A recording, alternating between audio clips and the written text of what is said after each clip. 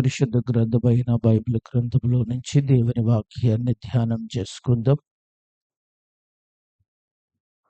ఎఫెసీయులకు రాసిన పత్రిక 6వ అధ్యాయము 10వ వచనాన్ని చదువుకుందాం. ఎఫెసీయులకు రాసిన పత్రిక 6వ అధ్యాయము 10వ వచనము. తుదకు ప్రభు యొక్క మహాశక్తిని బట్టి ఆయన యందు బలవంతులయ్యుండుడి. చాలు. అందరూ తలలు వంచండి. వాక్యం కొరకు ప్రార్థన చేసుకుందాం. మోకరించగలిగిన వారు మోకరించండి. యేసయ్యతో మాట్లాడదాం. నువ్వు నాతో మాట్లాడు ప్రభువా అని. ఆయన మాట్లాడితే మనకెంతో దీవెన, మనమందరము ఆశీర్వదించబడతాం. కనుక దేవుణ్ణి అడుగుదాం. నిలబడిన వానిలో ఏమీ లేదు, నిలబెట్టించిన వానిలోనే సమస్తము చేయగలడు గనుక అడుగుదాము. ప్రభువా నీకు వందనాలు. నేను నీ సేవకుడిని, నువ్వు నిలబడిన వాడిని. వీరంతా నీ పిల్లలు, నీ మాట వినాలని ఆశతో ఎదురు చూస్తున్నారు. రండి, నీవే మాతో మాట్లాడండి. నువ్వు మాట్లాడితే మాకు దీవెన, నువ్వు మాట్లాడితే మేము ఆశీర్వదించబడతాం. ఇక్కడున్న వారందరూ ఆశీర్వదించబడాలి అంటే నీ మాట కావాలి. యోగ్యత లేని నన్ను నీకు ఇష్టమైన రీతిలో వాడుకొని నువ్వు ఆశించిన కార్యము అందరిలో జరుగుటకు సహాయం చేయండి. పరిశుద్ధాత్మడా, గొప్ప ఉజ్జీవాన్ని మాలో కలిగించండి. శరీరపు కార్యాలు లయపరచండి. ఆత్మ ఉద్దేశాన్ని నెరవేర్చుటకు, ఆత్మ సంబంధమైన విషయాల మీద ఆసక్తి పెంపారుటకు పరిశుద్ధాత్మడా, మా బలహీనతలన్నీ బాగుపడి సంపూర్ణతలోనికి నడిపించబడుటకు సహాయమును అనుగ్రహించమని యేసునామములో అడుగుచున్నాను తండ్రి, ఆమేన్. ఆసక్తితో ఈ దినపు ఆరాధనకు వచ్చిన మీ అందరికీ ప్రభు నామములో వందనాలు. యేసయ్య మనలందరినీ తన మహాకృప చేత కాపాడి మనము ఆయన సన్నిధిలో ఆయనతో గడిపే భాగ్యాన్ని మన దేవుడు మనందరికీ దయచేశాడు. హల్లెలూయా, హల్లెలూయా. దేవుని వాక్యములో నుంచి ఈరోజు కొన్ని ఆత్మీయమైన పాఠాలు నేర్చుకుందాం. సుపరిచితమైన ఒక వచనాన్ని మనం చదువుకున్నాం. అపోస్తలుడైన పౌలు ఎఫెసీ సంఘానికి ఈ మాట వ్రాయిచున్నాడు. ఎఫెసీ సంఘానికి అపోస్తలుడైన పౌలు వ్రాసిన మాటలో ఉంది, తుదకు ప్రభు యొక్క మహాశక్తిని బట్టి ఆయనందు బలవంతుడై యుండుడి అన్నాడు. నేను ఈరోజు చెప్పబోయే విషయము బలవంతుడై యుండుడి. బలవంతులుగా ఉండాలంట. ఎవరు కోరుకుంటున్నారు? ఆయన ఎందుకు ఈ మాట చెప్పాడు అంటే, అపవాది వాని యొక్క క్రియలను గురించి కింద వచనాలలో చక్కగా వివరించబడ్డాయి. అపవాది యొక్క తంత్రములన్నీ ఆ కింద ఏం చేయబడినవి బట్టి, మరి వాడిని ఎదిరించాలి అని అంటే మనము ఎలా ఉండాలి? బలవంతులుగా ఉండాలి. అంతేనా? మనం హెల్దీగా ఉండాలన్నా, మంచి బలవంతులుగా ఉండాలన్నా, పుష్టిగా ఉండాలన్నా ఏం చేయాలి చెప్పండి? బలవంతులు ఎవరైనా చెప్పండి. మీ ఎవరికి బలం అక్కర్లేదా? ఏంటి బలం ఎక్కువైపోయింది ఏంటి? అమృతరాజు, బలం వద్దా? నవ్వుతున్నారు మన వాళ్ళు కొంతమంది. ఇంకెక్కువైపోయింది, ఇంకొద్దంటున్నాడు. చెప్పండి, అందరం ఎలా ఉండాలనుకుంటాం? బలంగా ఉండాలి. మనం బలంగా ఉంటే ఏ రోగాలు మన దగ్గరికి రావు. కరోనా టైంలో మనకు నేర్పింది అదే. ఏమి నేర్పారు? ఇమ్యూనిటీ బాగా ఉంటే ఏది కరోనా మనకేమవదో ఎటక్ అవ్వదురా అంటే తెగ తినేసామనుకోండి. పొద్దున్నే కోడిగుడ్లు, బాదం పప్పులు, ఇంకా ఇంకేం తిన్నారు? డ్రై ఫ్రూట్స్ అన్నీ. అంతకుముందు డ్రై ఫ్రూట్స్ గొడవే లేదు మనకి. అసలు దాని గురించి అసలు ఏ ధ్యాస ఉండేది కాదు. ఎప్పటి నుంచి పెరిగింది? ఆ! ఇమ్యూనిటీ పెరగా. మనుషులం కూడా అప్పటి నుంచే కొద్దిగా నున్నగా కూడా తయారయ్యాం. ఆ! పిల్లలు బడి కూడా మానేసి ఒకటే పనిలో ఉండేవాళ్ళు. కాస్త ఇమ్యూనిటీ ఉంటే ఏ రోగం అంటాళ్ళని ఏమి చేయదని చెప్పేసి ఏం చేసేవాళ్ళం? ఆ! నెలకు తెచ్చుకున్న సరుకులు 15 రోజుల్లో తినేసేవాళ్ళు. ఇప్పుడు కొట్లు ఖాళీగా ఉన్నాయి గానీ, అప్పుడు అసలు కొట్లు ఖాళీ ఉండేవి కాదు. ఇక్కడి నుంచి అక్కడికి క్యూ లైన్ ఉండేది. ఆ! ఎందుకునంటే మనకి బలం ఉంటే ఏం చేయొచ్చు?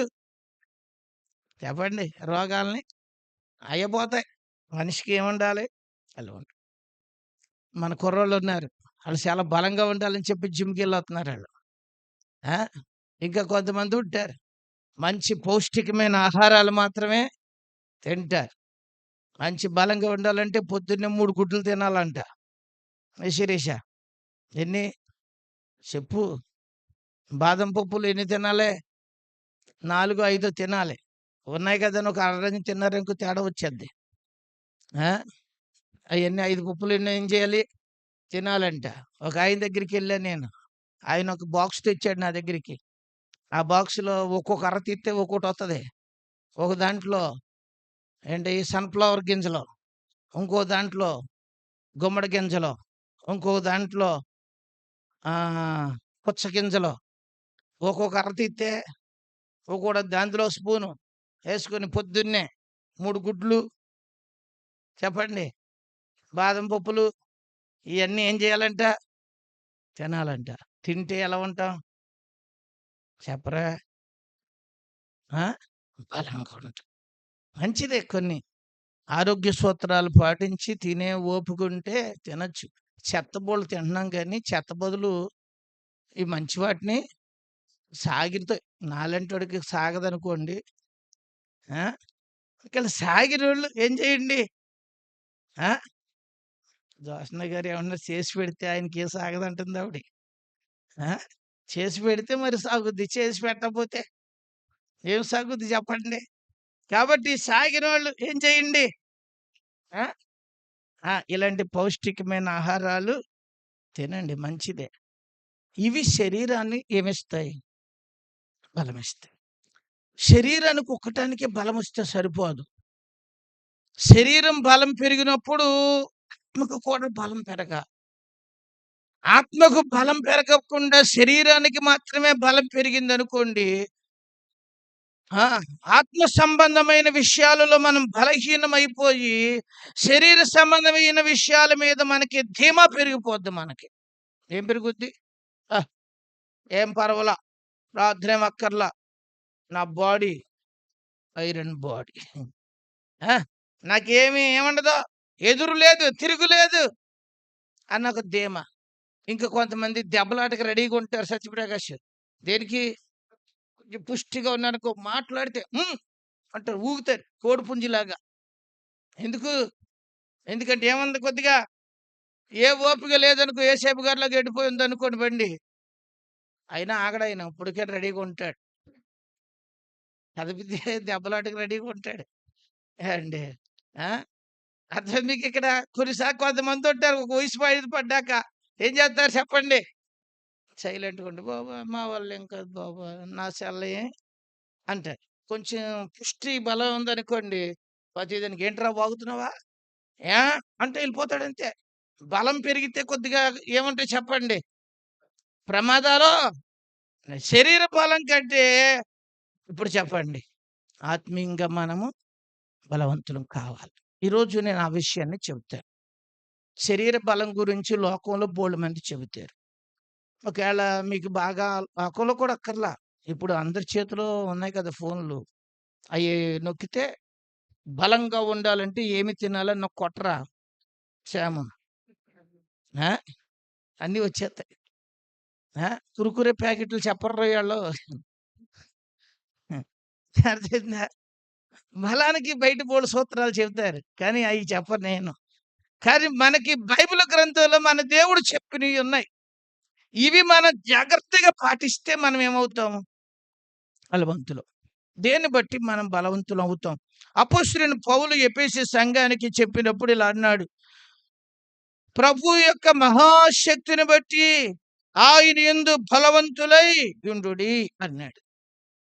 ప్రభు యొక్క మహాశక్తిని బట్టి ఏమవ్వండి?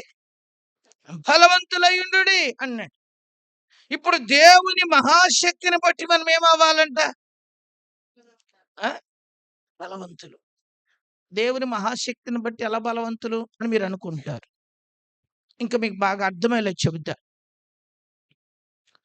ఓ తండ్రి ఓ సీఏ ఆఫీసర్ గాని, ఒక ఎమ్మెల్యే గారు గాని అయ్యాడనుకోండి. ఆ పిల్లోడు ఎలా ఉంటాడు?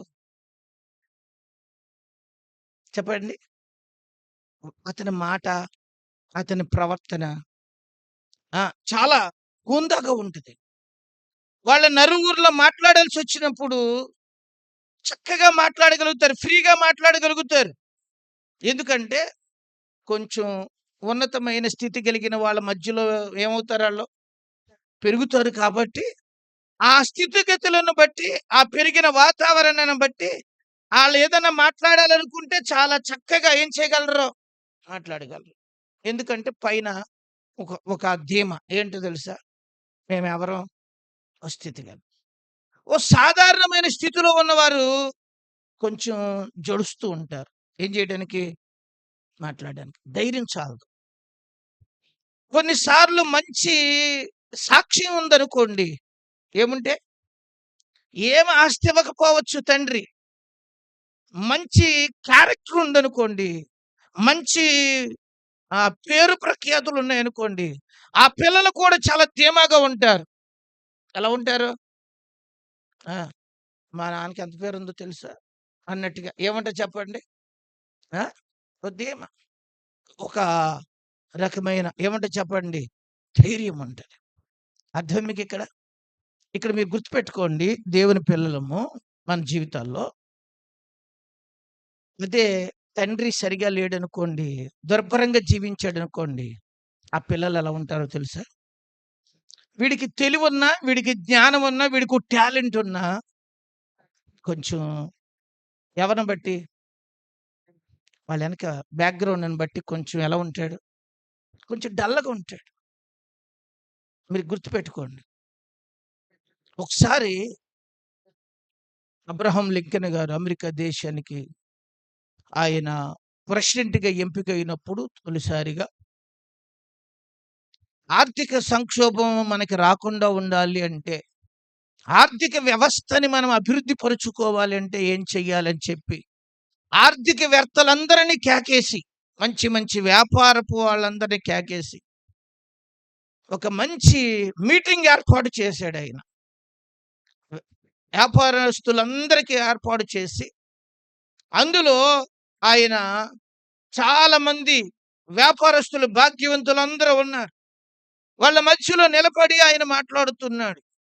మాట్లాడుతూ ఉంటే అందులో ఒక ఆయన బాగా వాళ్ళు రిచ్ ఫ్యామిలీ నిలబడి ఇలా అన్నాడట. "నువ్వొక చెప్పులు కుట్టుకునేవాని కొడుకువన్న సంగతి గుర్తుపెట్టుకొని మాట్లాడు" అన్నాడంట. అమెరికా ప్రెసిడెంట్‌ని ఏమన్నాడు చెప్పండి? "నువ్వు చెప్పులు కుట్టుకునేవాని కొడుకువన్న సంగతి గుర్తుపెట్టుకొని ఏం చెయ్యి నువ్వు? మాట్లాడు" అన్నాడంట. అప్పుడు ఈయన అన్నాడంట, "మా నాన్న చెప్పులు కుడతం వచ్చు. మా నాన్న అది నాకు కూడా నేర్పాడు. మా నాన్న మీలో చాలా మంది గొప్పవారికి చెప్పులు ఏం చేశాడు? ఇచ్చాడు. ఒకవేళ అవేమన్నా మీకు సరిపడకపోయినా ఇబ్బందిగా ఉంటే నా దగ్గరికి తేండి. సైజ్ చేసి పెడతానన్నాడు." ఎవరు? చూసారా? అంటే తండ్రి గొప్ప స్థితి లేకపోయినా తండ్రి ఒక వాల్యూగా బ్రతికాడు. అందుకే తనకో స్థితి లేకపోయినా ఒక హోందాగా ఏం చేయగలిగాడు? హల్లెలూయా! అందుకే నేనిక్కడ ఓ మాట చెబుతాను. ఏమనంటే దేవుని పిల్లలం మనము దేవుని మహాశక్తిని బట్టి ఏం కలిగి ఉండాలంట? బలము కలిగి ఉండాలి. ఆయన మన నాన్న, ఆయన మన ప్రభువు. ఆయన బట్టి మనం ఎలా బ్రతకాలి? బలవంతులుగా ఉండాలి అంతే. ఇంకా మీకు బాగా అర్థమయ్యేలా చెబుతాను. దేవుని బలాన్ని బైబిల్ గ్రంథంలో మనం చూడొచ్చు. ఎవరి బలాన్ని? ఇశ్రాయేలు ప్రజలు ఐగుప్తు దేశం నుంచి వాళ్ళని కనాను దేశానికి దేవుడు నడిపించాడు. వచ్చే దారిలో వారు ఫరో వేరే మార్గాన్ని వీళ్ళని పంపించినప్పుడు ఎర్ర సముద్రం గుండా ఏం చేయాల్సి వచ్చింది? వెళ్ళాల్సి వచ్చింది. ఎర్ర సముద్రం దగ్గరికి వచ్చాక ఈ ప్రజలు వెనకాలే వస్తారనుకున్నాడు ఫరో. కానీ ఈ ప్రజలకి ఇంకో దారి లేక అక్కడికి వెళ్ళి నిలబడిపోయి ఏం చేయాలో అర్థం కాల. ప్రజలు మోషే దగ్గరికి వచ్చి అన్నారు, మమ్మల్ని చంపడానికి ఇక్కడికి తీసుకొచ్చావా? అక్కడైతే సమాధులకి చోటు దొరకదని ఇక్కడికి తీసుకొచ్చావా అన్నాడు. ఎవరిని? మోషే మొరపెడుతున్నాడు. దేవుడు అన్నాడు, ఎందుకయ్యా మొరపెడతావు? సాగిపో అన్నాడు. ఎవరిని? మోషే ధైర్యం చేసుకొని విశ్వాసంతో అడుగు ముందుకి వేశాడు. ఎర్ర సముద్రం దగ్గరికి వెళ్ళాడు, చెయ్యెత్తాడు, ప్రార్థన చేశాడు. రండి, తన చేతిలో ఉన్న కర్రతో ఒక దెబ్బ వేశాడు. సముద్రం ఈ మొదల నుంచి ఆ చివరికి 2 పాయలుగా ఇడిపోయింది. 2 పాయలుగా ఇడిపోయింది. ఆరిన నేలలాగా అయిపోయింది. అది మన గేటున్న 10 అడుగులంత కాదు. ఎంత? 4 కిలోమీటర్ల గ్యాప్ ఇడిపోయింది అది. హల్లెలూయా! అంత వెడల్పుగా ఏమైపోయింది?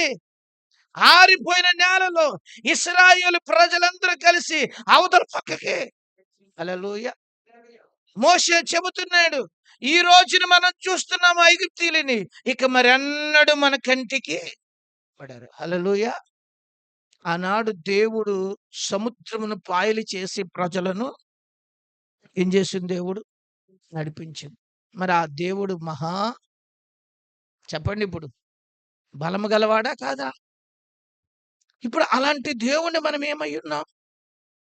ఆయన నిన్న నేడు ఏమై ఉన్నాడు? ఏకరీతిగా ఉన్నాడు. అందుకు ఇప్పుడు దేవుని పిల్లలము మనకున్న బలం ఏంట్రా అంటే, దేవుని మహాశక్తిని బట్టి మనం ఎలా ఉండాలి అంతే. కొంతమంది ఎప్పుడు ఉసూరుమంటూ ఉంటారు. తెలుసా మీకు? మీ దగ్గర ఉందా? ఒక్కో రోజున ఎందుకో లెగుత్తుమే మొదలెడతారు. ఏంటి? ఎలా బతకాలో ఏంటో ఏమవుతులేదు. ఈ ఏడుపోడు ఏడిచినట్టు ఉండగా పెళ్ళని ఏడిపిస్తాడు, పిల్లల్ని ఏడిపిస్తాడు, ఇంట్లో వాళ్ళందరిని ఏడిపిస్తాడు. మొత్తం అందరికీ ఏంటి చెప్పండి? ఎలాగా? ఏమో, రేట్లు పెరిగిపోయినాయి. ప్రతి దానికి ఖరీదు. మోటార్ సైకిల్ చూస్తే పోయింది, ఇంట్లో చూస్తే ఇది ఉంది, ఒంట్లో చూస్తే బాగోలేదు. బతకలే. ఎండ్రుని తాగేద్దాం అందరం కలిసి. ఒకళ్ళు వదలొద్దు, తాగితే ఎలాగా? ఇలాంటి ఆలోచనలు వస్తాయి ఒక్కొక్కళ్ళకి. మీరు చాలా మంచోళ్ళలాగా ఉన్నారు, మాకు ఎప్పుడు రాదన్నట్టుగా. ఏమాంద్రయ్య? సింతలేనోడు సంతలో కూడా పడుకుందంట. కొంతమందికి భలే ఎక్కడున్నా భలే వచ్చేద్దండి దాని నిద్ర. జాగ్రత్తగా వినండి ఇక్కడ. కొంతమందికి బాగా ఎక్కువగా ఏం చేస్తా ఉంటే, మీరు గుర్తుపెట్టుకోవచ్చు కదా, వస్తా ఏం తేలేదు, పోతా ఏవి వెళ్ళాం. సహాయం చేయగలిగిన దేవుడు మనకి లేడా? ఉన్నాడా లేడా? ఆయన చెప్పాడు మనకి, మొరపెట్టండి నేను మీకు ఉత్తరం ఇస్తాను. ఆయన శక్తిమంతుడైన దేవుడు ఎవరికి ఉన్నాడు? మనకు ఉన్నాడు. ఈ రోజున మనం గుర్తించుకోవాల్సిన విషయం. జెఫన్యా గ్రంథములో దేవుడు జెఫన్యా ప్రవక్తతో ఒకసారి ఇలా మాట్లాడతాడు. ఆ మాట చూపిస్తాను చూడండి. చిన్న ప్రవక్తల పుస్తకము 3వ అధ్యాయము 3వ అధ్యాయము ఒకసారి నేను చెబుతాను. 17వ వచనాన్ని చదవండి. మీ దేవుడైన యెహోవా మీ మధ్య ఉన్నాడు. ఆయన శక్తిమంతుడు. ఆయన మిమ్మలను రక్షించును. ఆ! హ్మ్. చాలు చాలు. నువ్వు సగం మింగే సగం చదివితే నేను తట్టుకోలేను నేను. ఆ! ఇక్కడ చూడండి. చాలా చక్కని విషయం రాయబడింది కదా! ఈ వచన భాగంలో. ఇక్కడ అంటున్నాడు చదవండి. హ్మ్. మీ మధ్య ఉన్నాడు. ఆయన శక్తిమంతుడు. ఆయన మిమ్ములను ఏం చేస్తాడంట? చెప్పండి ఎవరు? దేవుడెవరు? శక్తిమంతుడు. ఈ వచ్చిన భాగాల్లో మనం చూస్తుంటే ఇక్కడ ఒక చక్కని మాట ప్రస్తావన చేయబడింది కదా! ఎప్పుడు జెఫన్యా ద్వారా ఈ మాట దేవుడు చెప్పాడు అనంటే, ఇశ్రాయేలు ప్రజలు వాళ్ళు శత్రువుల చేతిలో బానిసలుగా బతుకుతున్నారు. వాళ్ళు కొంతకాలం బానిసలుగా బ్రతుకుతున్నప్పుడు వాళ్ళ ప్రవర్తన తీరులు ఇలాగున్నాయి. 3వ అధ్యాయం 1వ వచనం. ఆ! భ్రష్టమైనదియు అన్యాయము చేయనిదియునగు పట్టణమునకు శ్రమ. అది దేవుని మాట ఆలకించదు, శిక్షకు లోబడదు, యెహోవా యందు విశ్వాసముంచదు, దానిని దేవుని యొద్దకు రాదు. చాలు. ఈ ప్రజలు ఎలాంటి వాళ్ళంటే ఇక్కడ ఇలా వ్రాయబడింది. ఈ ప్రజలు వీళ్ళు ఎలాంటి వాళ్ళంట? ముష్కరులు. ఎందుకంటే అసలు ఆ మాట వినని ప్రజలు, అర్థం కాని ప్రజలు వీళ్ళు. భ్రష్టమైన వాళ్ళు. వీళ్ళకి న్యాయం తెలియదు. అంతా అన్యాయంగా నడుచుకుంటారు. వీళ్ళు ఎలాంటి వాళ్ళు? దేవుని మాట ఏమాత్రము వినరు. ఇంకా శిక్షకు కూడా లోబడతారా? లోబడని ప్రజలు. ఇంకో మాట అన్నాడు, దేవుని యందు విశ్వాసం కూడా ఉంచరు. అందుకు దేవుడు తీసుకెళ్లి కొంతకాలం శత్రువుల చేతిలో వీళ్ళ బానిసలుగా ఇచ్చాడు. అక్కడ నలిగిపోతూ ఉంటే, ఒరే అబ్బాయి, ఇప్పుడన్న దేవుని దగ్గర రండిరా. ఇదిగో మన దేవుడు ఎవరో తెలుసా? మన దేవుడు ఎలాంటోడు తెలుసా అని చెప్పి ఇలా అంటున్నాడు. యెహోవా మన మధ్య ఉన్నాడు. ఆయన శక్తిమంతుడు. ఆయన మిమ్ములను ఏం చేస్తాడు? ఆయన శక్తిమంతుడు. ఖచ్చితంగా మిమ్మల్ని ఏం చేయగలడు? ఏం చేయగలడు? రక్షించగలడు. హల్లెలూయా. దేవుడు తన పిల్లలను రక్షించగలిగిన ఎవరు చెప్పండి? సమర్థుడు. హల్లెలూయా. ఏం చేస్తాడు ఆయన? రక్షించే దేవుడు. గమనించాడు. ఆనాటి యొక్క ఇశ్రాయేలు ప్రజలకి ప్రవక్త ద్వారా దేవుడు చెప్పాడు. అలాగూ దేవుడు ఇశ్రాయేలీయులను అనేక సార్లు బంధకాల నుంచి దేవుడు వారిని ఏం చేశాడు? విడిపించాడు. హిజ్కియా తన ప్రజల పక్షాన ఉండి దేవునికి ప్రార్థన చేసేవాడు. ఆ దినాలలో సన్హెరీబు అని ఒక రాజు ఇశ్రాయేలు మీదకి దండెత్తి వచ్చి, ఇదిగో మిమ్మల్ని అందరినీ నాశనం చేస్తా, మీ రాజు నా మాట వినలా, నాకు లోబడలేదు, యెహోవా దేవుడు నన్నేమీ చేయలేడు, ఆ దేవత ఏం చేయలా, ఈ దేవత నన్ను ఏం చేయలా, ఇదిగో మీ దేవుడు మమ్మల్ని ఏమి, ఇదిగో మీరందరూ లోబడండి, లేదా మిమ్మల్ని అందరినీ నాశనము. సన్హెరీబు బలంతో సైన్యంతో ఏమండి గొప్ప సమూహంతో వచ్చి యెరూషలేము ముట్టడి వేసేసి యెరూషలేము చుట్టూ పహరా చేశారు. లక్షల మంది గుర్రాలు సైన్యాలతో వచ్చేసారు. వాళ్ళు వేసే కేకలకి హిజ్కియాకి గుండె చెదిరిపోతుంది. యెషయాతో మాట్లాడుతున్నాడు. యెషయా ధైర్యం చెబుతున్నాడు. మిగిలిన వాళ్ళు ఎవరు అంత ధైర్యం చెప్పేటట్లు లేరు. అలాంటప్పుడు హిజ్కియా దేవునికి ప్రార్థన. దేవుడు చేసిన గొప్ప కార్యం ఏంటో తెలుసా? దినాల్లో అండి అన్ని ప్రగల్భాలు పగిలినోడు. ఇక యుద్ధం మొదలు పెడదామని సిగ్నల్ ఇచ్చే సమయంలో రేపొద్దున చేద్దాం యుద్ధం అనుకున్నాడు. ఆ రాత్రే ఆ పాళెములోనికి ఒక దూత వచ్చింది. ఒక రాత్రి 180,000 మందిని చంపేసింది. ఎవరి సైన్యం? సన్హెరీబు పొద్దున్నే లెగిసి సైన్యాన్ని చూసుకున్నాడు. సైన్యానంతరం చూసుకుంటే ఎక్కడికక్కడ తలకాయలు నరికేసి పాడేస్తున్నాయి అలాగా. బాబో ఏంటి ఇలా అయిపోయారు? బలవంతులైన ఇంత సైన్యం ఇలా చచ్చిపోయారు. ఇలా అయిపోవడానికి కారణం ఏంటి అని కలవరపడిపోయాడండి. ఎవరో అర్థం మీకు ఇక్కడ మామూలుగా కలవర పడలేదు. భయమేసింది. తన గుర్రం ఎక్కి తానే బయలుదేరి తన పట్టణానికి పోయాడు. తన గుళ్ళోకి వెళ్ళి నమస్కారం చేసుకుంటూ ఉంటే తన కొడుకుల ఖడ్గం తెచ్చి కత్తితో మెడక ఏం చేశారు అనుకున్నాడు తెలుసా? అంటే యెహోవా దేవుడు మిమ్మల్ని ఏమి చేయలేడు, వాళ్ళేం చేయలే, వీళ్ళేం చేయలే, మీ దేవుడు కూడా నన్నేమి అని పెద్ద ప్రగల్భాలు పలికినోడు అడ్రస్ లేకుండా అయిపోయాడండి. ఎవరు? సన్హెరీబు. అంటే ఎవరి శక్తి? మనం ఆరాధించు దేవుడు అలాంటి ఎవరో తెలుసా? చెప్పండి, చెప్పండి. శక్తిమంతుడు. హల్లెలూయా. ఆయన శక్తివంతమైన తన కార్యము తన బిడ్డల పట్ల ఆయన చేయగలడు అంతే. ఏమి కలవరం పడాల్సిన అవసరం మనము. కొన్నిసార్లు వ్యాధి అవ్వచ్చు, బాధ అవ్వచ్చు, కొన్ని ఒడిదుడుకులు అవ్వచ్చు, కొన్ని ఇబ్బందులు మన జీవితంలో ఎదురవ్వచ్చు. కానీ దేవునితో నువ్వు సత్సంబంధాన్ని కలిగి ఉంటే మన దేవుడు మన పట్ల గొప్ప కార్యాలు ఇస్తాడు. అందుకనే మీరు నేను ఈరోజు ధైర్యంగా బతకాలి అంటే ఎన్ని ప్రతికూల పరిస్థితులున్నా, ఎన్ని ఇబ్బందికరమైన పరిస్థితులున్నా, హాస్పిటల్కి వెళ్తే రిపోర్ట్లన్నీ భయంకరంగా ఉన్నా, చచ్చిపోతామని చెప్పినా మీరు కలవరపడకండి, నా దేవుడు నాకు ఇస్తాడు. హల్లెలూయా. దిగులు పడి ఏం చేయగలం? ఏం చేస్తావు చెప్పండి? అర్థం మీకు ఇక్కడ మన దేవుడు ఎవరు? ఎవరు? శక్తిమంతుడైనా. హల్లెలూయా. ఆయన తన పిల్లల పట్ల శక్తివంతమైన కార్యములను ఏం చేయగలడు? చేస్తాడా చేయడా? హల్లెలూయా. ఈరోజు మనం అర్థం చేసుకోవాల్సిన విషయం అదే.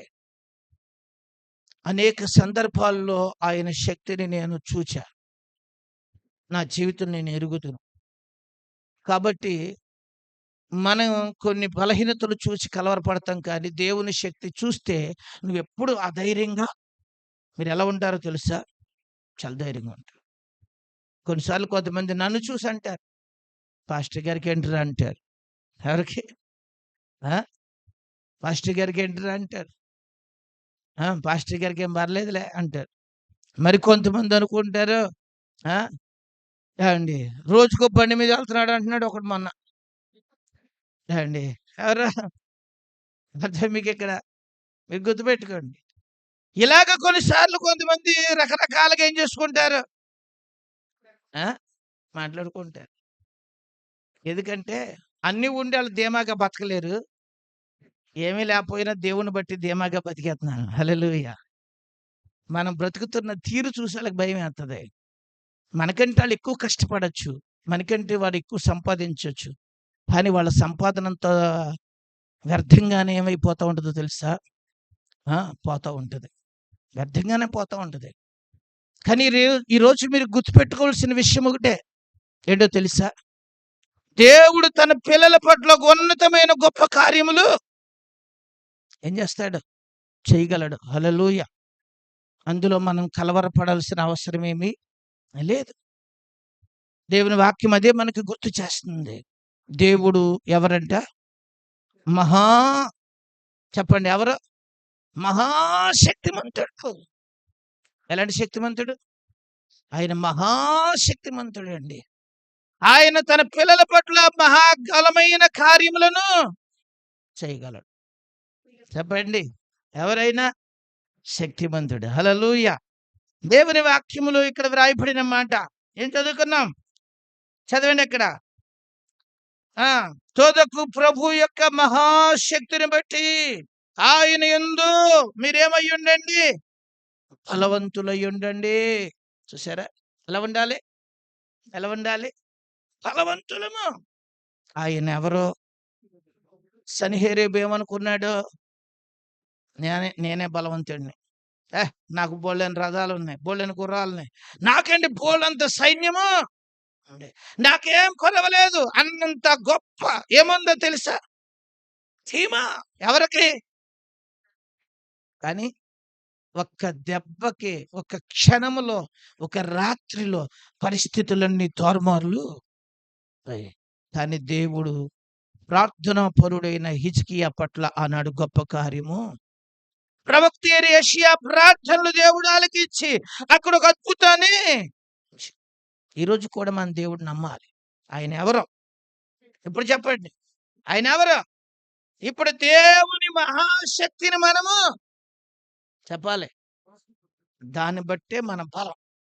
ఏంట్రా నీ బలం ఏంట్రా అన్నారు అనుకో, ఇలా తీయకండి, ఎలా తీయకండి, ఇలా అనకండి, ఎలాగనండి, దేవుని మహాశక్తి. ఏంట్రా మీ ధైర్యం ఏంట్రా అన్నారు ఎవడన్నా, ఏం చెబుతావు సత్యప్రకాష్? మా దేవుని మహా మట్టి. ఎవడన్నా ఎరా ఇంత ఇల్లు కట్టేస్తున్నా, ఎన్ని ఎకరాలు వద్దురా అన్నారు అనుకో, దేవుని చెప్పరా మహాశక్తి. ఎరా ఈ చెరువు ఎందుకు చేస్తున్నావురా అన్ననుకో, దేవుని చెప్పండి మహాశక్తి. ఎందుకురా నీ మొఖానికి ఇన్ని ఎకరాలు వ్యవసాయం అన్నాడు కీస్టోస్. ఏం చెబుతా, ఏం చెబుతా, ఏమోనండి అంటవా, ఏవో పిచ్చెక్కి అంటవా, ఎవరి శక్తి? హల్లెలూయా. దేవుని మహాశక్తిని బట్టే ఆయన మన జీవితంలో సహాయము చేయగలరు. ఈరోజు మనం గుర్తించాల్సిన విషయం. మరి ఇంకొక మాట గుర్తు చేస్తాను మీకు. సామెతల గ్రంథంలోనికి రండి. మహాజ్ఞాని అయిన సొలొమోను వ్రాసిన సామెతల గ్రంథం 24వ అధ్యాయం 5వ వచనం. జ్ఞానము గలవాడు బలవంతుడిగా ఉండును. చాలు చాలు ఇంకా ఏమనుంది అక్కడ చెప్పరా వేణు? ఎటు చూస్తున్నావు? బైబిల్ చూసావా? చదవది ఏంటో.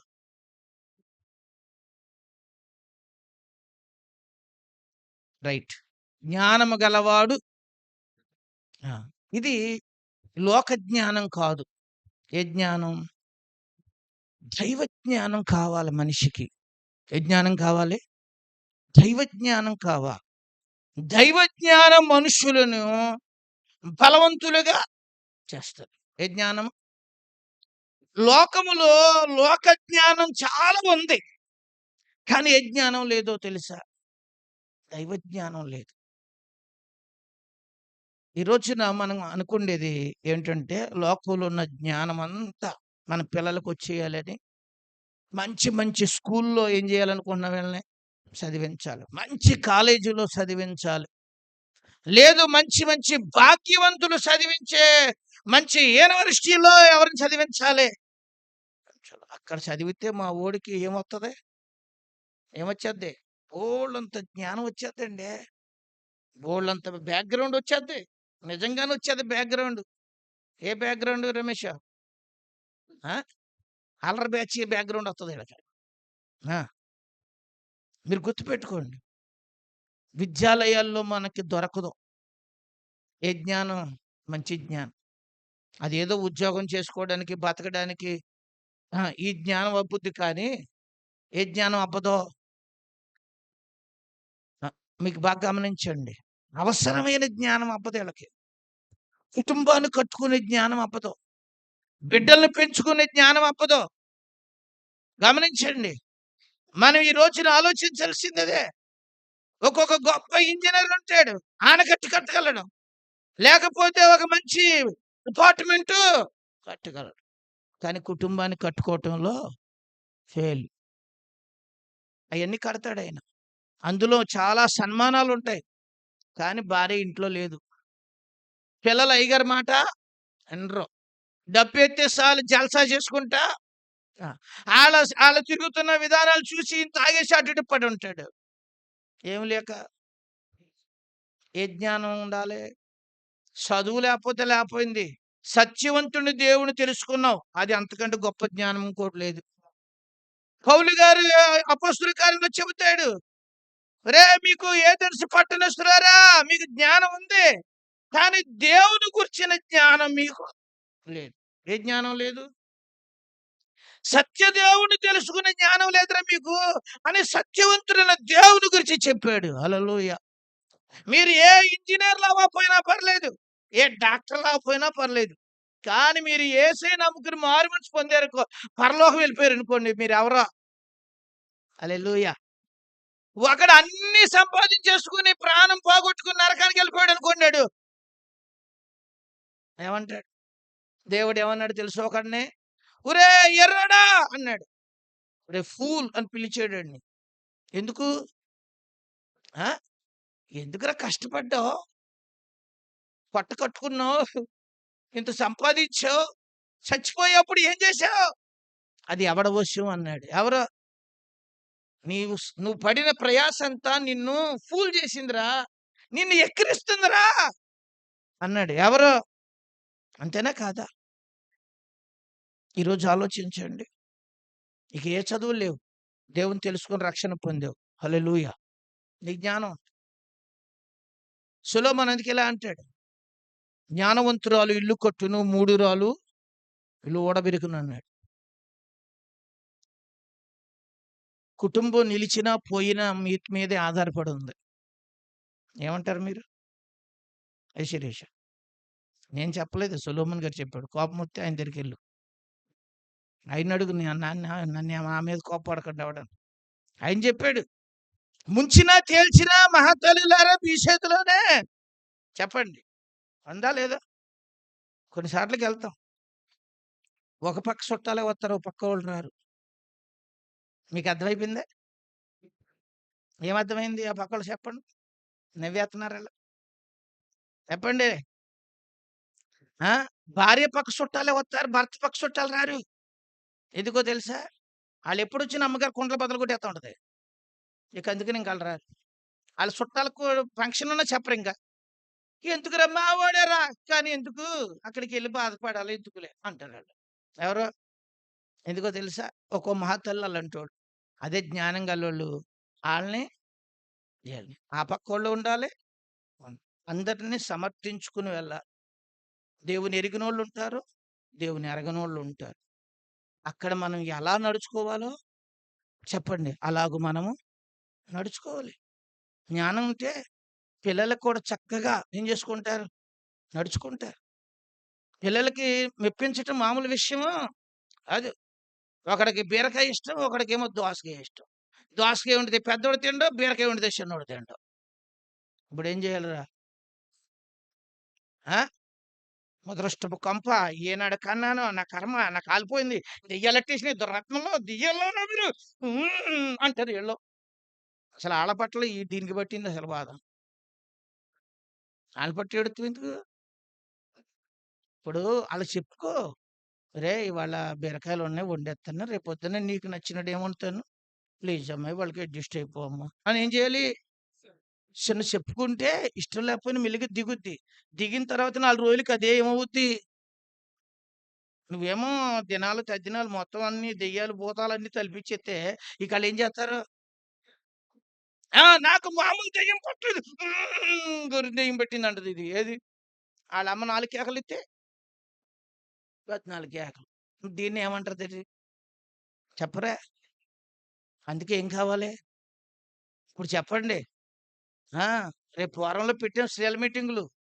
పురుషుల మీటింగులు పెట్టట్లేదు మేము. గిరిజన గారు? స్త్రీల మీటింగులే. మీతోనే ఉంది అసలు మహత్యమంతా. అందుకనే మీరు శుభ్రంగా ఉన్నారు. ఇంక అన్ని పోగొట్టాయని చెప్పి ఏం చేశాం? హల్లెలూయా! అంటే మేము మంచోళ్ళు కాదని కాదు. కానీ మంచి దైవ జ్ఞానం ఏమవ్వాలి మీకు? రావాలి. ఈరోజు మీరు గుర్తుపెట్టుకోండి. మగోళ్ళకి కూడా ఏం కావాలి? ఎక్కిస్తేసి జ్ఞానం కావాలి. ఒక్కొక్కళ్ళుంటారు. కష్టపడతారు పాపం. తెగ కష్టపడతారు ఎక్కిస్తేసి. అక్షరాల డబ్బులు తెత్తారు. అమ్మగారి చేతిలో పెడతారు. పాపం ఆ పిచ్చమ్మగారికి తెలిసి సావదు. దేనికి డబ్బులు ఖర్చు పెట్టాలో అనదు. అనవసరంగా పాడు చేద్ది. ఏవండీ డ్వాక్రా కట్టాల డబ్బు మా అన్నయ్య గదా తెచ్చిచ్చారు. ఇచ్చా అయిపోయినాయి. అయిపోయినాయి. దేనికి? పనికిమాల సీట్లును పాపం వీళ్ళకి తెలీదు లాభం అన్నిట్లో లాభం అనుకుంటారు ఈళ్ళు. ఎందుకంటే కొద్దిగా బుర్ర చెప్పరా? స్వీడస్‌లో ఎందుకంటే ఆశ ఎక్కువుంటది ఆడోళ్ళకి. అవ్వమ్మే మోసపోయింది తెలుసా మీకు? ఏ పథకాల్లోనైనా దూరేదెవరో తెలుసా? దూరేస్తారు గబుక్కుని పాపం. ఎందుకంటే ఆశ ఎక్కువ. గబుక్కుని ఏదో ఏమైపోద్ది కలిసి వచ్చేస్తే గబుక్కున ఏమైపోతాం. నక్లీస్ అన్నా వస్తుందని ఆశ. అది మొత్తానికి బెడిసి మొత్తానికి పోద్ది అది. అందుకనే మనోళ్ళు పాపం కష్టపడినప్పుడు జాగ్రత్త ఏం చేయాలి చెబుతా. ఒక్కోసారి భార్య తెలివిగా ఉందనుకోండి, బాధ్యత అప్పగిచ్చినా పర్వాలేదు. ఒక్కోసారి భర్త తెలివి తక్కువడనుకోండి, భార్య బాధ్యత అంతా భుజాన్నేసుకోవాలి. భర్త తెలివిగలడనుకోండి, భార్య భుజాన్నేసుకోక్కర్ల, మొత్తం వదిలేయచ్చు. ఎవరి మీద? చెప్పండి గట్టిగా. వదిలేయచ్చు. ఏం అక్కర్లే. ఆయన చూసుకుంటాడు. ఒక్కో మహానుభావుడు ఉంటాడు. ఆఖరికి ఆళ్ళకి కావాల్సిన పాల్స్ కూడా ఆయన తెచ్చేస్తాడు. ఇక ఈళ్ళతో ఏముండదు. అంత మంచోడుంటాడు వాళ్ళు. ఆళ్ళకి తెలుసు ఇయన్నీ. ఒక్కొక్కడికి పంపామా, యేసేపు గారిని పంపామనుకోండి, ఇది తేడా, అది తేడా. ఆ! మొన్న ఒక రోజున "ఇదిగో శివ వెళ్తున్నాడయ్యా, కొద్దిగా బత్తాకాయలు పట్టురా" అన్న. "రెండా, మూడా" అంటున్నాడు నన్ను. ఎవడన్నా 2, 3 తెస్తాడేంటండి? ఆ! ఇంకొక ఆవిడని పంపించాను ఒక రోజున. ఎవరిని? మా యాంకమ్మ గారిని. "శివ వెళ్తున్నాడమ్మా, కొద్దిగా బొబ్బాస్కాయలు పట్టురా" అన్న. ఎళ్లి, "ఎన్ని బొబ్బాస్కాయలంటే అన్ని ఇచ్చేయమన్నారంది." మనోడు 20 కేజీలు పట్టుకెళ్తున్నాడు ఆ రోజున. ఇక 20 కేజీలు తెచ్చి ఇప్పుడు ఎక్కడ దింపాలి? 20 కేజీలు ఆయనేం చేసుకుంటాడులే, నేను 3 కాయలు ఇత్త పట్టుకెళ్ళంటాడు. ఇలాంటి బ్యాచ్. ఆ! ఇక్కడ విషయం చెబుతాను జాగ్రత్తగా వినండి. కానీ గమనించే జ్ఞానం లేకపోతే చాలా మగోడికి జ్ఞానం లేకపోతే ఆడోళ్ళు ఆ బాధ్యత భరించాలి. ఆళ్ళకి ఆ బాధ్యత ఆళ్ళకే ఉందనుకోండి, మీరు ప్రశాంతంగా ఏం చేయొచ్చు. ఏదైనా ముందు ఉండాల్సింది ఏముండాలి? ఆ జ్ఞానం ఎక్కడ దొరుకుద్ది? యాకోబు రాసిన పత్రిక మొదటి అధ్యాయం 5వ వచనం. యాకోబు రాసిన పత్రిక మొదటి అధ్యాయం 5వ వచనం. మీలో ఎవనికైనా జ్ఞానము కొదువుగా ఉన్నవాళ్ళ దేవుణ్ణి అడగవలెను. అప్పుడది ఆయన అతనికి అనుగ్రహించును. ఏం చేస్తాడంట? మీలో ఎవరికైనా తక్కువగా ఉందా? రా, నా దగ్గరికి రండి. నేను మీకేమిస్తాను? ఇస్తా. ఇచ్చాడా, ఇవ్వలేదా? సొలొమోనుకి ఎవరిచ్చారు జ్ఞానం? రాజుగా అతన్ని అభిషేకించడానికి యాజకులకు ఇష్టం లేదు. అక్కడున్న చాలా మందికి ఇష్టం లేదు. దావీదుకి బెత్షెబా మీద ఉన్న ప్రేమ చేత రాజ్యం సొలొమోనుకి కట్టబెట్టాలనుకున్న సొలొమోను టాలెంట్ పర్సన్ కాదు అనుకున్నాడు. కానీ సొలొమోను దేవుని పట్టుకొని, దేవా, ఇంతమంది ప్రజలను పరిపాలించడానికి నాకు జ్ఞాన వివేకం గల ఆత్మను దయచేయి అని ప్రార్థన చేశాడు. అప్పుడు దేవుడు అన్నాడు, నువ్వు ధనాన్ని అడగలేదు, శత్రువుల ప్రాణాన్ని నువ్వు జ్ఞానం అడిగావు. నీకు ఇచ్చిన జ్ఞానం, నీ ముందోళ్ళకి లేని జ్ఞానం, నీ తర్వాత వాళ్ళకి దొరకని జ్ఞానం ఎవరికి ఇస్తున్నా? హల్లెలూయా. అది అలాంటి జ్ఞానం ఇవ్వగలిగిన సమర్థుడు ఎవరో చెప్పండి. ఇప్పుడు అడుగుదాం దేవుణ్ణి. 119వ కీర్తన 130వ చరణం. 119వ కీర్తన 130వ చరణం చదువు అనుష.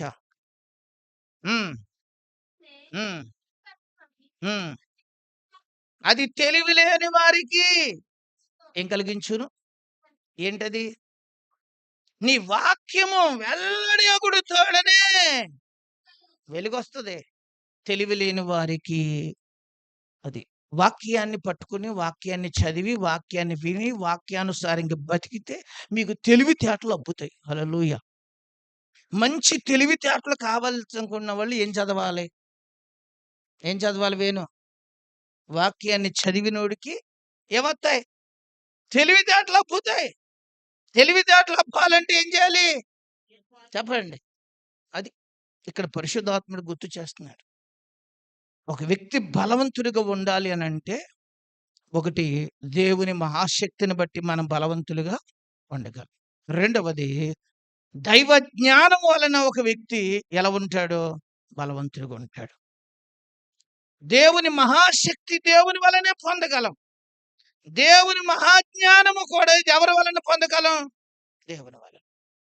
అవి మనల్ని బలవంతులుగా చేస్తాయి. ఇంకొక మాట చెబుతాను, చూద్దాం. చూడండి, రోమాపత్రిక 4వ అధ్యాయం 19వ వచనాన్ని చదవండి.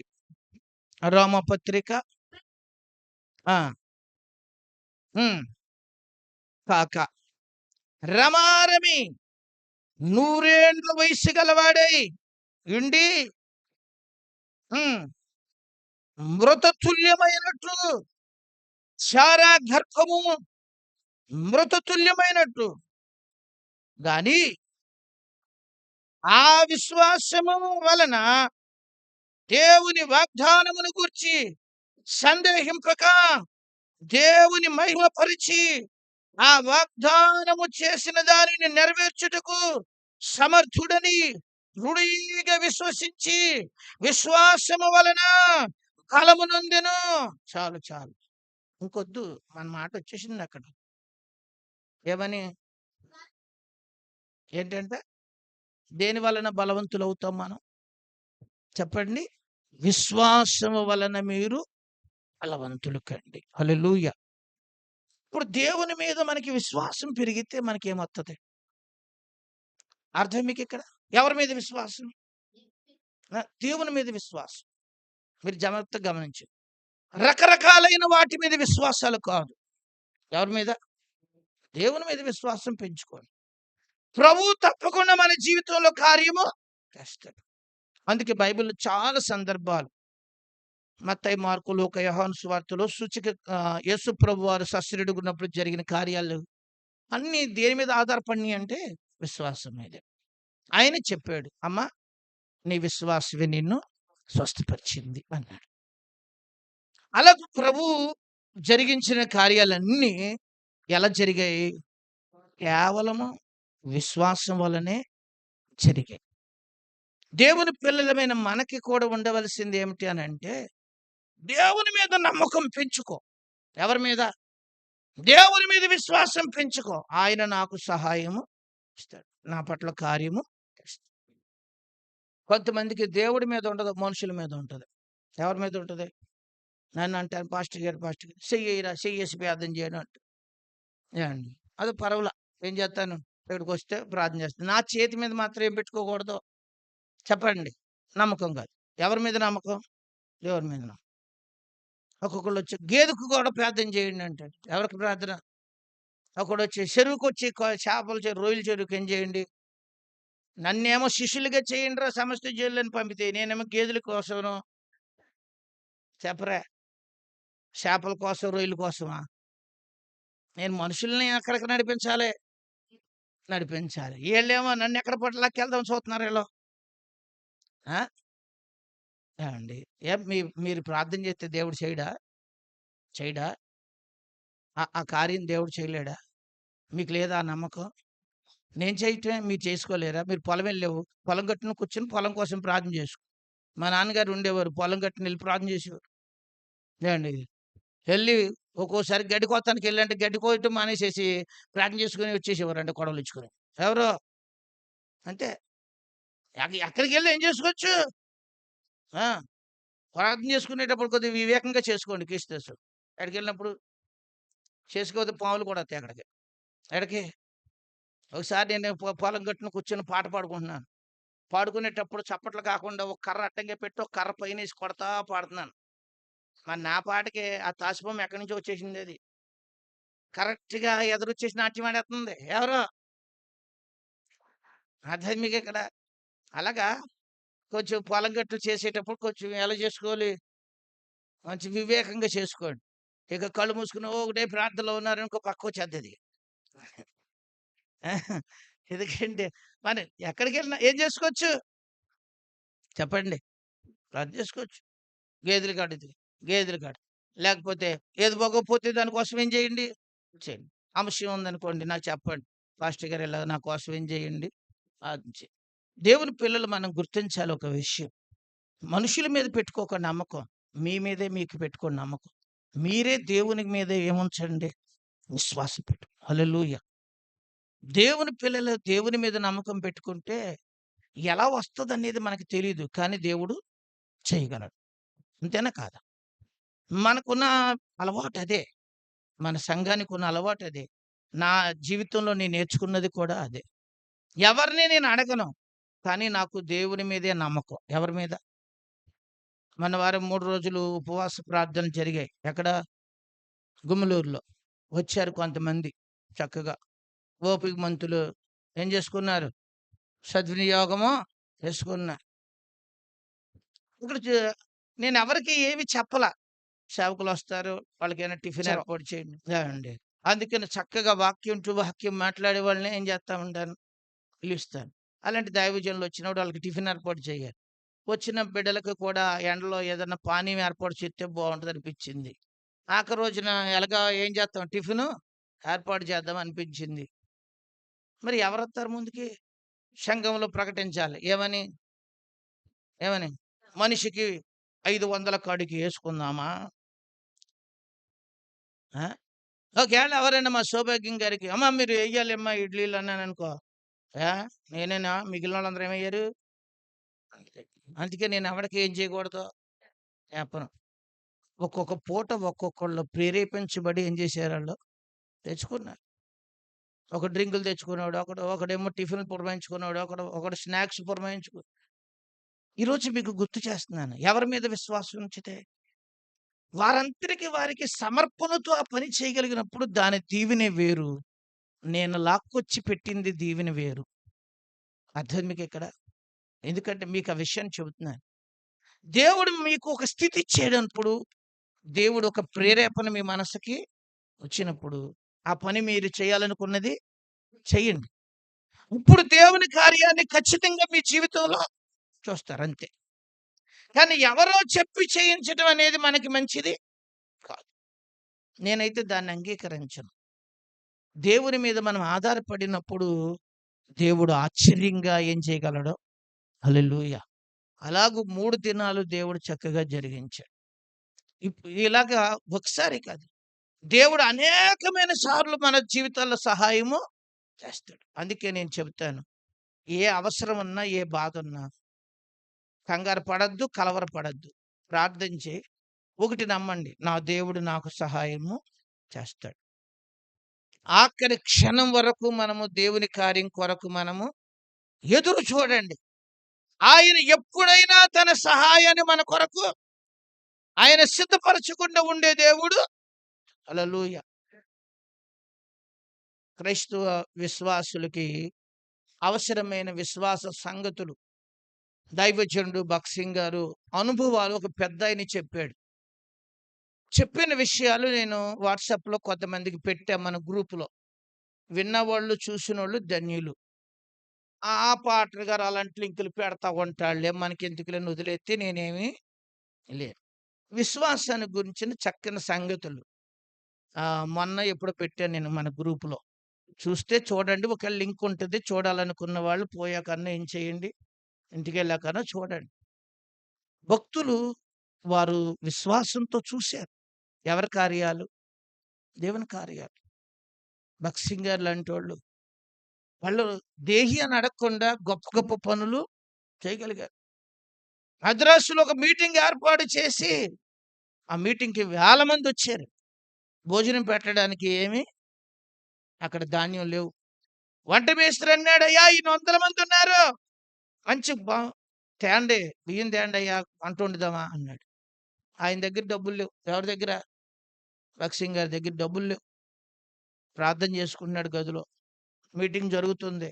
ఫస్ట్ మెసేజ్ అయిపోయింది. సెకండ్ మెసేజ్ అయిపోయింది. 11:30 అయిపోతుంది. వంటలోడు చెయ్యెత్తేసాడు. "మీరిప్పుడు తెచ్చినా ఇంతమందికి నేనేం చేయను? వంట వండలేను. ఇప్పుడు దాకా మీరేం చేయలేదు" అని ఆయన అన్నాడు. అప్పటికి కూడా ఆయన చేతులు ఏమీ లేవు. 12 అయిపోయింది. ప్రజల భోజనాలు చూస్తున్నారు. పిల్లల భోజనాలు. మీటింగ్ అయిపోద్ది. ఇంకో అరగంటలో, "అయ్యా ఏంటి?" "ఏయ్ మాట్లాడకండి. దేవుడే మనకు సహాయము ఇస్తాడు." 12:30 అయిపోయింది. ఇంకా భోజనాలు సిద్ధపరచల. ఇవాళ మధ్యాహ్నం భోజనాలు లేకుండా వచ్చినోళ్ళందరిని ఎండగట్టేత్తాడు. ఈళ్ళందరూ కళ్ళు తిరిగి కింద పడిపోతారు అనుకుంటున్నారు. ఎవరో చేదత్తపోడు ఏంటైనా అక్కడ ఉంటాడేంటి, ప్రార్థన చేస్తాడేంటిరా, ఎవరినన్నా అడిగితే ఎవరినన్నా ఏం చేస్తాడు? ఆయనకున్న అలవాటు ఏంటి? ఎవరిని కప్పు కాఫీ కూడా ఏం చేయడు. అడగనని తీర్మానం చేసుకున్నాడు. ఇప్పుడు ఎవరిని అడుగుతాడు? అడగల. ప్రార్థనలో ఆయన కూర్చున్నాడు. ఈలోగా కరెక్ట్‌గా 1 గంట అయిపోయింది. లాస్ట్ ప్రార్థన చేస్తున్నారు. గేట్లు తీయమని డైరెక్ట్ ఒక లారీ లోనకొచ్చేసింది. ఎక్కడికి? ఆ! ఏంట్రంటే ఈ లారీ ఏంటంటే భోజనాలు భక్సింగ్ గారు మీటింగ్స్ పెట్టారంట కదా! ఇక్కడ పంపమన్నారని పట్టుకొచ్చాం. ఏమైందని? మా మద్రాసులో ఒక సావుకారి గారు ఆళ్ళ కూతురికి పెళ్లి ఏర్పాట్లు చేసుకున్నాడు. పెళ్ళికొడుకు పెళ్లి టయానికి రావాలి కదా! ఏమైపోయాడు? ఎస్కేప్ అయిపోయాడు. ఇక అందరు విచారంతో ఎవడి దారినాడు ఎవడికి ఇంటికి వెళ్ళిపోయారు. ఆహారాలు పాడైపోతున్నాయి అని అంటే, అక్కడ మీటింగ్ జరుగుతుంది అటు పంపియండి అని చెప్పారు. అందుకే ఇక్కడికి ఏం చేసాం? తీసుకొచ్చాం. అయితే ఓ పని చేయండి. ఈ ఆహారాలు తెత్తం కాదు. ఆ ఇంటోళ్ళని కూడా తీసుకురండి అన్నాడు. ఎవరు? భక్సింగ్ గారు. ఆళ్ళని కూడా తీసుకురా మరి. ఆళ్ళని కూడా ఏం చేపిచ్చి ఆడ కూర్చోబెట్టి ప్రార్థన చేశారు. ఆ తర్వాత ఆ పిల్లకి ఒక దైవజనుడు వివాహము చేసుకున్నారు.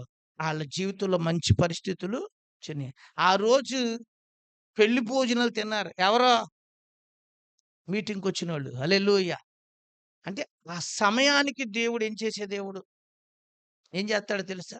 అది మనం అంతగా ఎవరి మీద ఆధారపడాలి? ఎవరి మీద? మీరు గుర్తుపెట్టుకోండి. మనం దేవుని మీద విశ్వాసం పెట్టుకుంటే మీ మనస్సు చాలా తేలికైపోద్ది. బరువంతా దిగిపోద్ది. మనం ఎక్కడ లేనిదంతా తెచ్చి అక్కడ ఏసేసుకున్నాం. అంటాడు కదా! ప్రయాసపడి భారం మోస్తూ ఉన్న సమస్త జనులారా నా యొద్దకు రండి నేను మీకు అన్నాడు. కానీ మనం ఏం చేస్తాం తెలుసా? అన్ని భారాలు తెచ్చి మన నెత్తి మీదే ఉంటాం. మనకు అందుకే ఏముండదు. కొంతమంది అంటే మనశ్శాంతి లేదండి. ఏమి లేదు? ఉండదు. నీకెందుకు? అయ్యేయి తీసుకెళ్ళి ఎవడి మీద పడేయి. ఎవరి మీద పడేయి. ఆయన అన్నాడు కదా! భారం మోస్తున్న వాళ్ళారా నా దగ్గరికి రండిరా. ఆ! ఎవరి మీద ఎయమన్నాడు? ఆయన మీద మోపొచ్చు కదా! ఆయన మీద మనం ఏం చెయ్యము. ఈరోజు గుర్తుపెట్టుకో. దేవుని మీద మన విశ్వాసం పెరిగితే మనం బలవంతులము. 3 విషయాలు చెప్పా నేను. మొదటిది దేవుని మహాశక్తిని బట్టి మనం బలవంతులము అవ్వచ్చు. రెండవది దైవ జ్ఞానము మనల్ని బలవంతుల్ని చేస్తది. మూడవది విశ్వాసము మనల్ని బలవంతుల్ని చేస్తది. టైం లేదు. అయిపోయింది. ఇంకా నేను చెప్పాల్సినవి ఉన్నాయి గానీ ఏం చేయనింకా. ఆ! చెప్పను. పౌలు గారు తిమోతికి ఓ మాట చెప్పాడు. ఏమనంటే, నా కుమారుడా కృపచేత నీవు బలవంతుడు కమ్ము అన్నాడు. అంటే దైవ కృప మనుషులను ఏం చేస్తది? బలవంతులుగా చేస్తది. కదా! అందుకనే దేవుని కృపను మనము గుర్తించి, మనం కృతజ్ఞతాస్తుతులు చెల్లిస్తే, ఆయన కృప ద్వారా మనం ఏమవుతాము? బలవంతులము. కాబట్టి ఇలాంటి బలాన్ని మనం ఏం చేసుకుందాం ఈరోజు? శరీర బలమా? ఆత్మీయ బలమా? శరీర బలానికి బోలెడు సూత్రాలు బయట చెబుతారు. నేను ఈరోజు మీకు చెప్పింది ఏ బలము రమేషు? ఏ బలం? ఆత్మీయంగా బలవంతులు అవ్వాలంటే ఏం చేయాలి? జిమ్‌కెళ్ళాలా? చెప్పు. ఏం చేయాలి? దేవుని మహాశక్తిని మనము ఏం చేయాలి చెప్పండి? ఆ! ఎరగాలి. దేవుని మహాశక్తిని బట్టి మనం బలవంతులం అవుతాం. దేవుని జ్ఞానము మనల్ని బలవంతుల్ని మూడవది దేవుని యందున్న విశ్వాసం మనల్ని బలవంతుల్ని ఇస్తది. ఆయన కృపే మనల్ని బలవంతుల్ని కాబట్టి మనందరం మోకరించి దేవుని పాదాల దగ్గర ప్రార్థన చేసుకుందాం. అందరూ మోకరించి ప్రార్థన చేసుకోండి కొన్ని నిమిషాలు. అటు ఇటు చూడొద్దు. చక్కగా మోకరించండి. యేసయ్యా దెయ్యాన్ని జయించడానికి నాకు బలం దయచేయండి. పాపాన్ని జయించడానికి బలం దయచేయండి. అపవిత్రమైన కార్యాలు చేయకుండా నాకు బలం దయచేయండి. పోకిరి శాస్త్రంలోనికి నేను ఎళ్ళకుండా ఉండడానికి నాకు బలము దయచేయండి. అయ్యా వ్యర్థమైన వాటిని చూడకుండా నాకు బలము దయచేయండి. వ్యర్థమైన తలంపులు చేయించడానికి నాకు బలము దయచేయండి. దేవుని దగ్గర ప్రార్థన చేసుకోండి. అందరూ మోకాళ్ళేసి ప్రార్థన చేసుకో. నాయనా నాకు బలము దయచేయి అని అడగండి. దేవా నేను చాలా బలహీనుడిగా ఉంటున్నాను. సొల్లి కవుర్ల కాడ నా చెవు పడేస్తున్నాను. ఫోన్ దగ్గర బతుకుతున్నాను. దేవా చూడకూడనిది చూస్తున్నాను. ఏంటి వీక్‌నెస్ ఏంటి నాకు? ఈ వీక్‌నెస్ ఏంటి? ఈ అపవిత్రమైన ఆటలు ఎందుకు నేను చూస్తున్నా? అపవిత్రమైన పనుల వైపు ఎందుకెళ్తున్నాను? దేవా, నీలో బలంగా ఉండే బలాన్ని నాకు దయచేయి. నేను పరిశుద్ధాత్ముడి కార్యాలు చెయ్యాలి. ఆత్మని అనుసరించి నడవాలి. ఆత్మానుసారంగా బ్రతకాలి. దేవా, నన్ను బలపరచు. నీ మహాశక్తి చేత నన్ను బలపరచయ్యా. నీ మహాశక్తి చేత నన్ను బలపరచయ్యా. దేవా, నీ దైవక జ్ఞానము చేత నన్ను బలపరచు. ఏది మంచి, ఏది చెడు, ఏది అవసరం, ఏది అనవసరం తెలుసుకునే నాయనా దైవ జ్ఞానము నాకు దయచేయండి. దేవా, కార్యము చేయి నాయనా. నయా నీ విశ్వాసము బలం నాకు దయచేయండి. అబ్రహాము కూడా, శారా నాయన వృద్ధాప్యములో వారు విశ్వాసం వల్ల బలము పొందారు. ఓ బిడ్డకి జన్మనిచ్చారు. వృద్ధాప్యంలో ఓ బిడ్డకి కంది, ఆ బిడ్డకి పాలిచ్చింది, ఆ బిడ్డని పెంచింది. ఎలాగ చేయగలిగావు శారమ్మా అని అడిగితే, ఇది ఎలా సాధ్యమైంది అబ్రహం గారు అని అడిగితే, విశ్వాసము వలనే అన్నాడు. ప్రతికూలతలో అనుకూలంగా మార్చగలిగిన వాడు విశ్వాసం. దేవా, నన్ను విశ్వాసము చేత నన్ను బలవంతుడిగా చేయవా. ఈరోజు దేవుని దగ్గర ప్రార్థించి ఇలాంటి ఆత్మీయమైన బలం పరిశుద్ధాత్మ దేవుడు మనకి ఇవ్వడానికి ఇష్టపడుతున్నాడు గనుక అందరము దేవుని దగ్గర ప్రార్థన చేసుకుందాం. ప్రతి ఒక్కరు ప్రార్థన చేసుకోండి.